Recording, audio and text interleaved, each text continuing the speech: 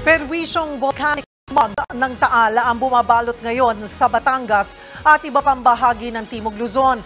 Natatakot na tuloy ang mga residente sa epekto nito. Isinugod din sa ospital ang ilang kabataan matapos sumanikip ang dibdib at mahirapang huminga.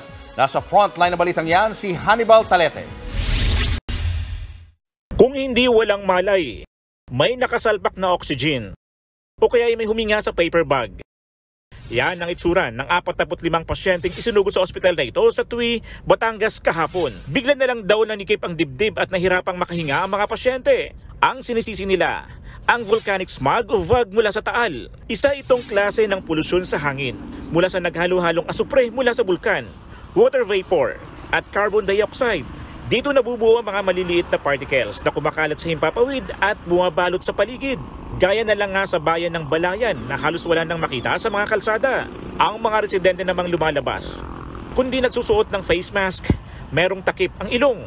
Sabi, bawal daw ang mga walang face mask para makaiwas din sa mga sabog ng bulkan, para makaiwas din sa mga nagiging sakit natin. Pag nalanghap natin yan, epekto sa ating katawan.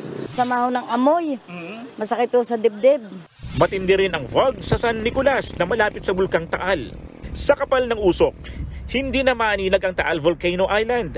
Pero senyalis na pa na mas malakas na pagputok ng Taal Volcano ang pagbubuga ng asupre at nabuong VOG? Sagot ni FIVOX Director Teresito Bacolcol. Wala po itong indikasyon na puputok yung vulkan, tataas yung alert level. Kung tutusin po, kahapon wala pong gaanong lindol, 6 lamang. Nagkaroon ng degassing and kasama po sa degassing yung sulfur dioxide. Sa huling tala ng ahensya, umabot sa higit 4,500 tonelada ng asupre ang ibinuga ng bulkan itong magdamag. May taas siyang nasa 2,400 meters. Habang nagbubuga ng asupre ang bulkang Taal, babala ng FIVOX, posibleng tumagal pa ng ilang taon ng VOG. As long as yung Taal volcano nag-emit ng sulfur dioxide, there's always this threat, this will be a recurring threat, yung VOG.